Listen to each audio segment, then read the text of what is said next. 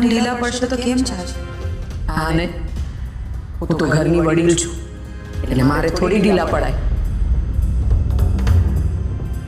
પણ તમે સાચું કહ્યું, સંસ્કૃતિનું કંઈક તો કરવું પડશે. તો બિચારી ભાંગી પડશે અમને. બીજાની કંપની મળી જાય તો સંસ્કૃતિ સચવાઈ જશે. દ્વારકામાં કેશવ સિવાય એનો કોઈ બીજો સાથી જ નથી. ભાઈબંધ કયો તો ભાઈબંધ ને બેનપણી કયો તો બેનપણી, બધુંય કેશવ. દ્વારકા ફરસાણ એ જો દુકાને જવાનું શરૂ કરે તો કદાચ એનું ત્યાં મન લાગવા લાગે. મારી વાત સાચી છે શકુંતલાબેન, પણ અત્યારે તો બધા દુકાનમાં પણ કેશવને યાદ કરીને રોવે છે.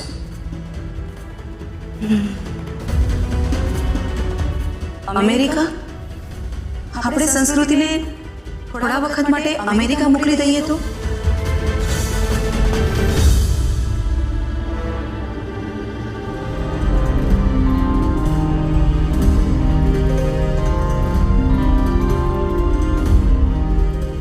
માયા, કેશવ હવે પાછો નહીં આવે અને આ રિયાલિટી સ્વીકારવી જ પડશે.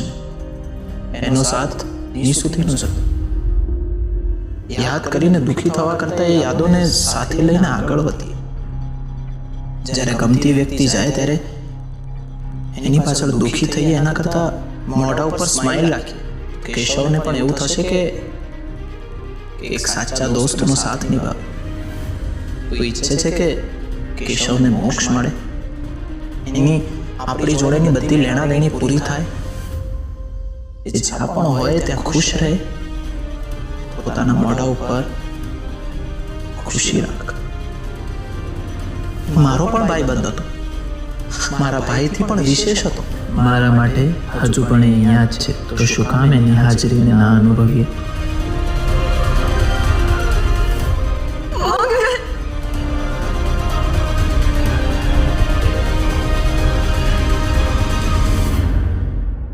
દુઃખમાં આપેલો સાથ માયાને મારા સુધી ખેંચી લાવશે.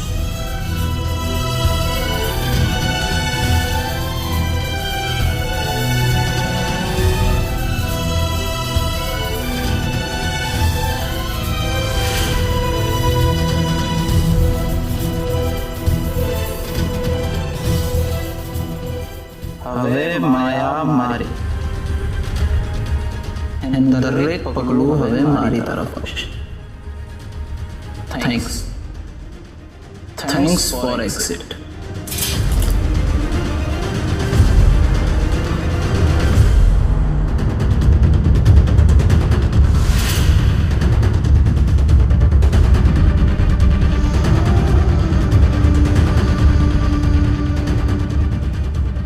વેલકમ.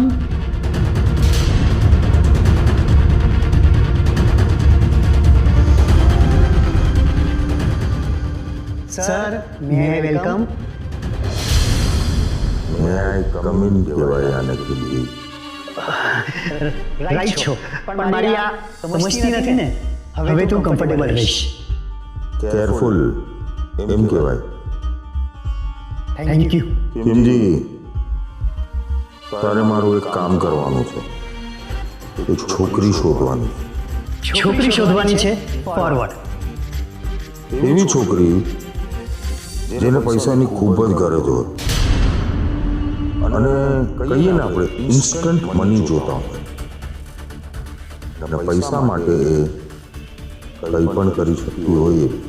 સર, છોકરો ના ચાલે? પૈસા માટે કંઈ પણ કરી શકે એની છોકરી. ફોરવર્ડ. માધવની ઉંમરની હોવી જોઈએ. જરૂર પડે તો માધવ સાથે લગ્ન કરવા પણ તૈયાર થઈ જાય. એ છોકરીનો જીવનમાં એક જ ઉદ્દેશ્ય હોવો જોઈએ, પૈસો, પૈસો ને માત્ર પૈસો. પૈસા માટે એ પોતાનું નામ, પૈસા માટે એ પોતાની ઓળખ પણ બદલવા તૈયાર થઈ જાય એવી છોકરી. ભાઈ, મને સમજાયું નહીં. તને સમજાતું હોત તો તું મારી જગ્યાએ ના બેઠો હોત. મને માધવના 200 કરોડ મારા ખાતામાં જોઈએ છે.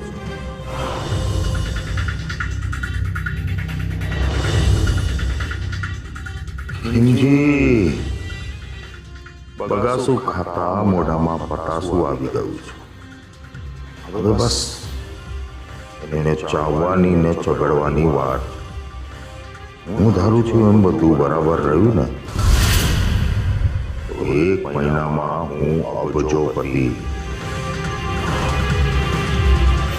અને તું એટેક આવી જશે. સમજી ગયો. પણ પ્રિપેરેશન શું કરવાની છે?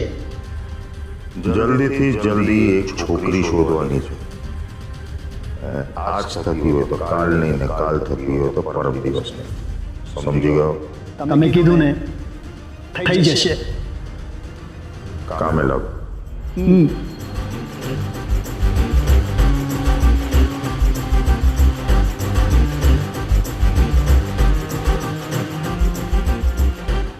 તું બાપુજી હંમેશા મને નકામો નકામો કયા કરતા હતા, નહીં? જોયું તમારા નકામા દીકરાનું મગજ? અરે તમારા દીકરાના દીકરાને આખો ખાલી કરી નાખે ને કઈ જ નહીં કરી શકે. બિચારો હાથ.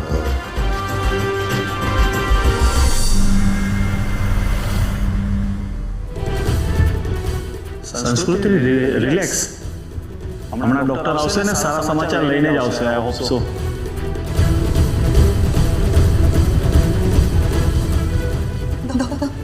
અમારું કામ પૂરું થયું. હવે તો બસ ભગવાનને પ્રાર્થના કરો.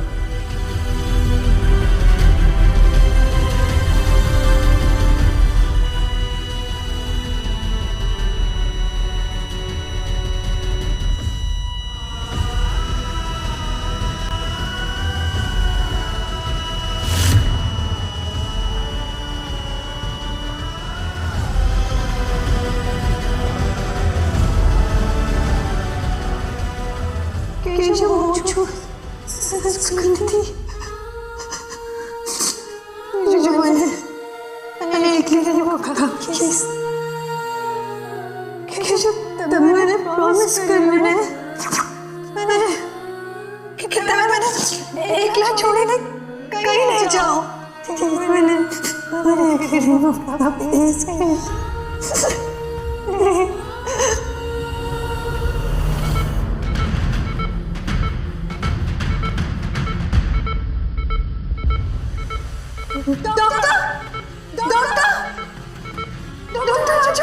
It's a miracle.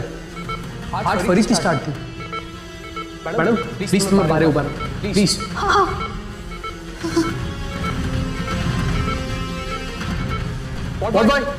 Vote boy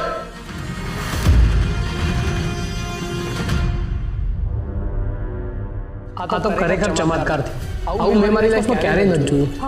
Keshav, એમની હેલ્થ એને સારું છે અને રિપોર્ટ્સ પણ બધા નોર્મલ છે.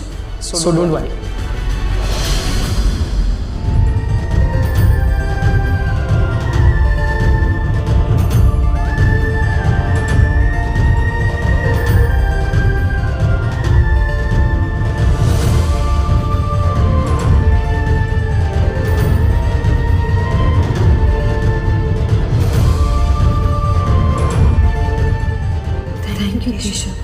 થેન્ક યુ સો મચ સપનામાં આવવા માટે.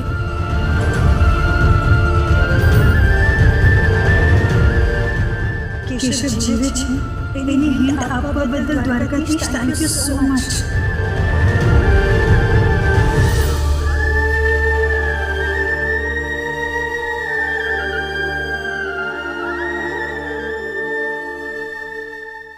નીરવે જે કહેવો હોય એ કહે.